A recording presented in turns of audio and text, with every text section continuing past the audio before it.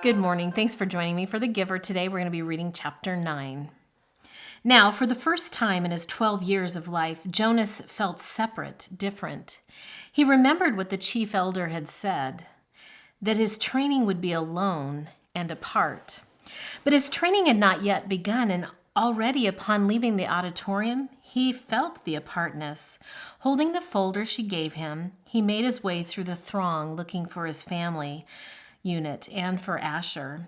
People moved aside for him. They watched him. He thought he could hear whispers. "Ash," he called, spotting his friend near the rows of bicycles. "Ride back with me?" "Sure." Asher smiled, his usual smile, friendly and familiar. But Jonas felt a moment of hesitation from his friend, an uncertainty. "Congratulations," Asher said. "You too," Jonas replied. "It was really funny when she told about the smacks. You got more applause than almost anybody else." The other new 12s clustered nearby, placing their folders carefully into the carrying containers on the backs of the bikes. In each dwelling tonight, they would be studying the instructions for the beginning of their training. Each night for years, the children had memorized the required lessons for school, often yawning with boredom. Tonight, they would all begin eagerly to memorize the rules for their adult assignments. "Congratulations, Asher," someone called. Then that hesitation again. "You too, Jonas." Asher and Jonas responded with congratulations to their group mates. Jonas saw his parents watching him from the place where their own bicycles were waiting. Lily had already been strapped into her seat. He waved. They waved back, smiling. But he noticed that Lily was watching him solemnly, her thumb in her mouth. He rode directly to his dwelling, exchanging only small jokes and unimportant remarks with Asher. "See you in the morning, Recreation Director," he called, dismounting by his door as Asher continued on. "Right, see you," Asher called back. Once again, there was just a moment when things weren't quite the same, weren't quite as they had always been through the long friendship. Perhaps he'd imagined it. Things couldn't change with Asher. The evening meal was quieter than usual. Lily chattered about her plans for volunteer work she would begin, she said, at the nurturing center, since she was already an expert at feeding Gabriel. "I know," she added quickly when her father gave her a warning glance. "I won't mention his name. I know I'm not supposed to know his name." "I can't wait for tomorrow to come," she said happily. Jonas sighed uneasily. "I can," he muttered. "You've been greatly honored," his mother said. "Your father and I are very proud." "It's the most important job in the community," Father said. "But just the other night, you said that the job of making assignments was the most important." Mother nodded. "This is different. It's not a job, really. I never thought, never expected." She paused. "There's only one receiver." "But the chief elder said that they had made a selection before and that it failed." What was she talking about? Both of his parents hesitated. Finally, his father described the previous selection. "It was very much as it was today, Jonas, the same suspense as 111 had been passed over when the assignments were given. Then the announcement when they singled out the one." Jonas interrupted. "What was his name?" His mother replied, "Her, not his. It was a female. But we are never to speak the name or to use it again for a new child." Jonas was shocked. A name designated not to be spoken indicated the highest degree of disgrace. "What happened to her?" he asked nervously. But his parents looked blank. "We don't know," his father said uncomfortably. "We never saw her again." A silence fell over the room. They looked at each other. Finally, his mother, rising from the table, said, "You've been greatly honored, Jonas. Greatly honored."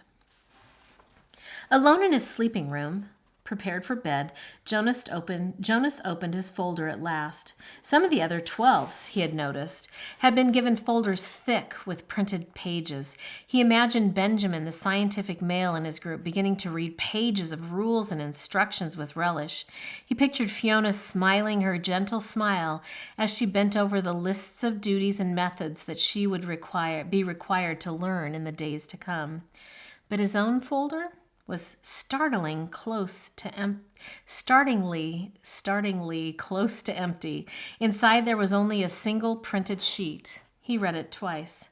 "Jonas, receiver of memory. Number 1, go immediately at the end of the school hours each day to the annex entrance behind the house of the old and present yourself to the attendant. Number 2, go immediately to your dwelling at the conclusion of training hours each day.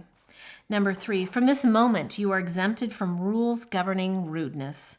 You may ask any question of any citizen, and you will receive answers. Number 4, do not discuss your training with any other member of the community, including parents and elders. Number 5, from this moment, you are prohibited from dream telling. Number 6, except for illness or injury unrelated to your training, do not apply for any medication. Number 7, you are not permitted to apply for release. And number 8, you may lie. Jonas was stunned. What would happen to his friendships, his mindless hours playing ball or riding his bike along the river? Those had been happy and vital times for him. Were they to be completely taken from him now? The simple logistic instructions where to go and when were expected. Every 12 had to be told, of course, where and how and when to report for training. But he was a little dismayed that his schedule left no time, apparently, for recreation. The exemption from rudeness startled him. Reading it again, however, he realized that it didn't compel him to be rude. It simply allowed him the option. He was quite certain he would never take advantage of it. He was so thoroughly accustomed to courtesy within the community that the thought of asking another citizen an intimate question, of calling someone's attention to an area of awkwardness, was unnerving. The prohibition of dream telling, he thought, would not be a real problem. He dreamed so rarely that the dream telling did not come easily to him anyway, and he was glad to be excused from it. He wondered briefly, though, how to deal with it at the morning meal. What if he did dream?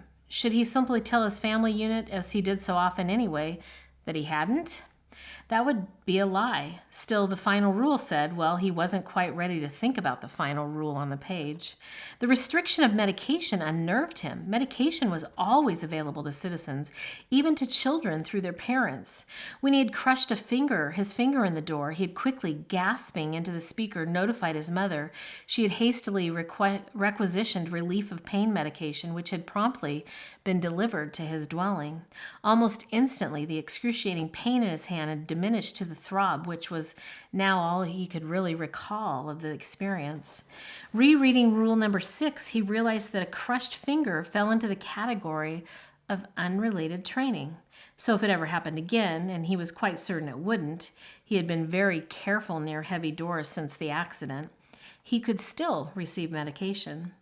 The pill he took now each morning was also unrelated to training, so he would continue to receive the pill. But he remembered uneasily what the chief elder had said about the pain that would come with his training. She had called it indescribable.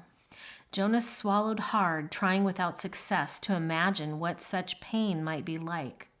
With no medication at all, but it was beyond his comprehension. He felt no reaction to rule number 7 at all.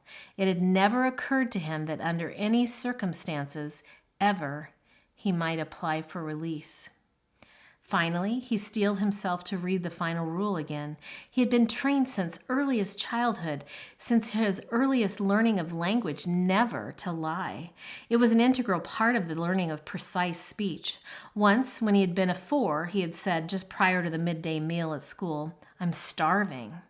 Immediately he had been taken aside for a brief private lesson in language precision. He was not starving, it was pointed out. He was hungry. No one in the community was starving, had ever been starving, would ever be starving. To say starving was to speak a lie.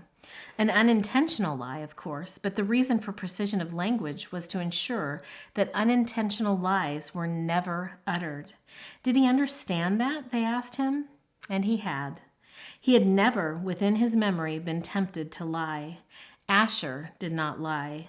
Lily did not lie. His parents did not lie. No one did, unless...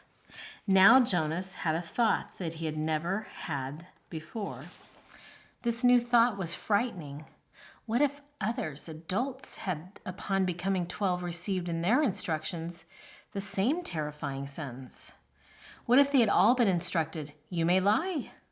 His mind reeled, now empowered to ask questions of utmost rudeness and promised answers.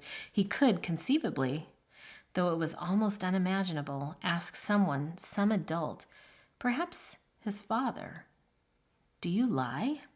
But he would have no way of knowing if the answer he received were true. That ends chapter 9. Thank you.